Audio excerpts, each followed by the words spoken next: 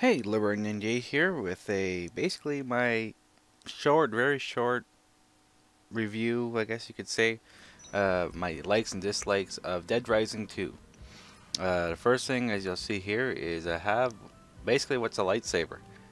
And anybody who's played the first Dead Rising on the Xbox knows that there was a lightsaber or a lightsaber-like toy, but that's all it was a toy. But this is, as you can see, it's basically a lightsaber. And I thought that was pretty cool. And it's a combo weapon. You have to combine, I think it was gems and a flashlight, and you somehow create this thing.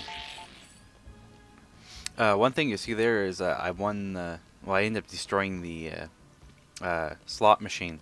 But one thing my friend Booyak85 told me, and it seems to be throughout the whole game, is if you see money in front of the slot machine, that means that slot machine will always be a winner, at least for 5 times. I think you only win 5 times on that particular slot machine, and then it no longer gives a winning, no longer lets you win.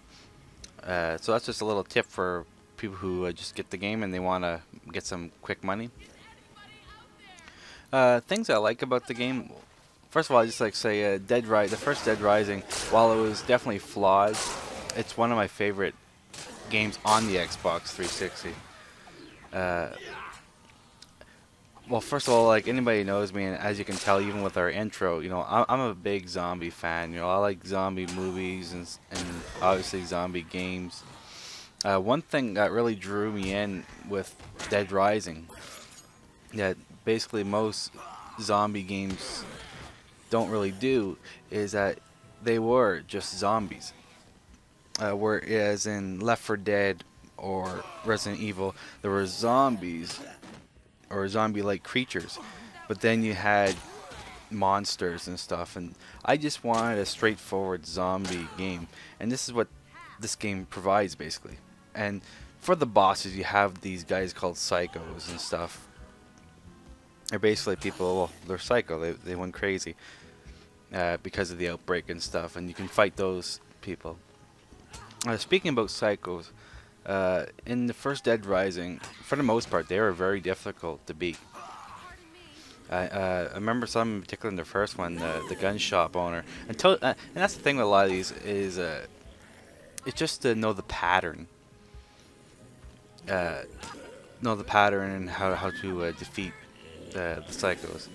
Once you got that pattern, it was pretty easy, but it was trying to figure out that pattern. And sometimes, you know, they kill you so quickly, you know, unless you went on the internet and looked for a walkthrough or got extremely lucky and figured it out right away, you know, it was almost near impossible, unless you leveled up. But anyway, another thing I do like in this one that I thought they improved, well, besides the cycles, I thought they improved those, made them a little easier, but they're a bit more interesting, I find. But anyway, besides that, I found they really improved on the survivors. As you can see here, I'm basically doing my own thing, and the survivors following me. If you played the first Dead Rising 2, she'd be dead long ago. I mean, they were completely useless by themselves. You basically have to babysit them throughout the whole process.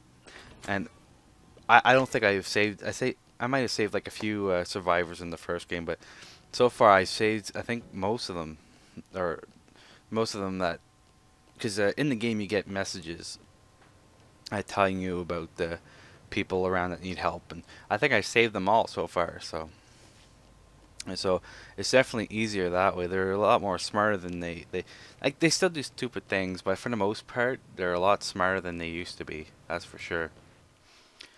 Another thing I like about this, and we'll see it up there soon, is they improved on the saving in the game.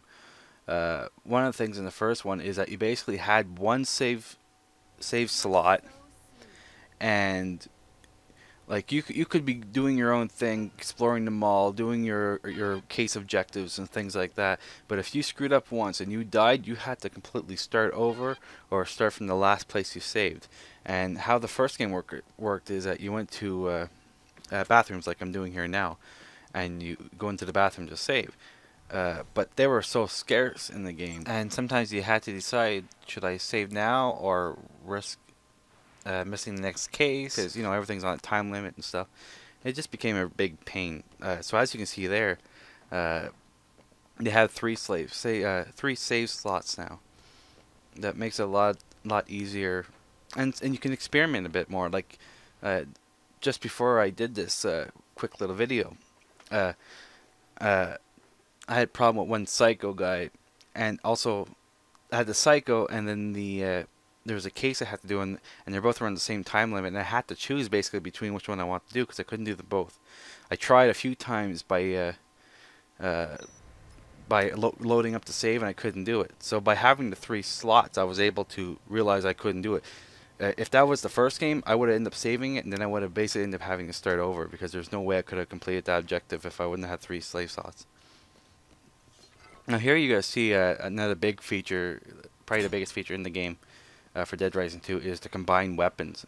Now here you guys see I'm going to combine a bat with nails to make the nail bat, or a spike bat they call it. And I gotta say, Chuck Green's pretty handy with the old duct tape. You know, he uses duct tape for everything. But yeah, that's one of the things that's really good about this game, is combining the weapons. And there's some pretty, like, someone had to pick up this stuff, and some of it is just hilarious.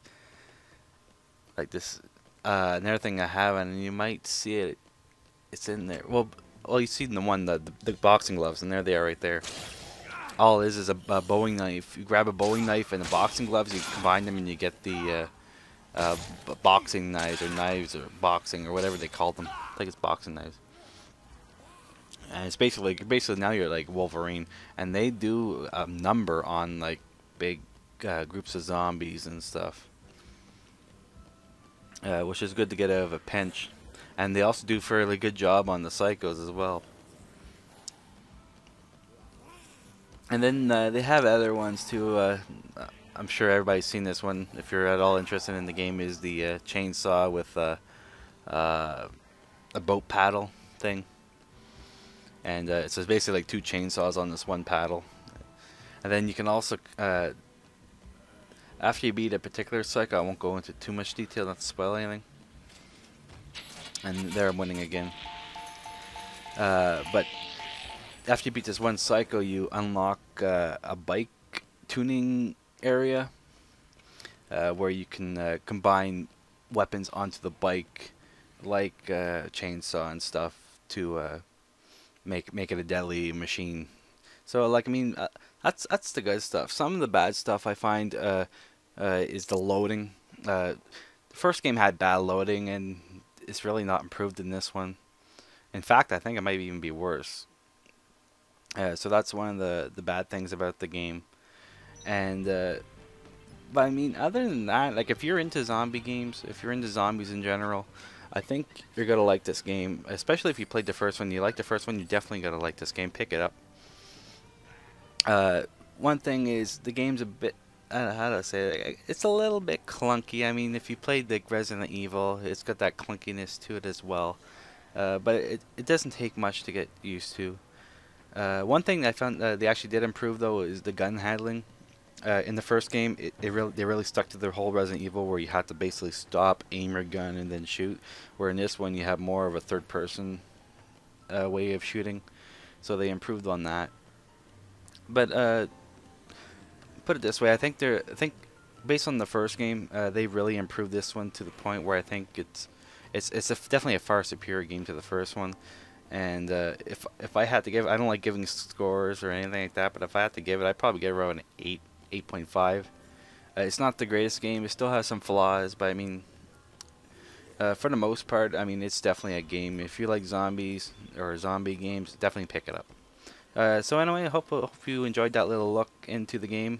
I'm sure a lot of people already have the game, so it makes this video kind of pointless. But if you're interested and haven't picked it up yet, or thinking of renting it, definitely give it a rent, and maybe even a buy. So anyway, until next time, this is LeBurn98 signing off.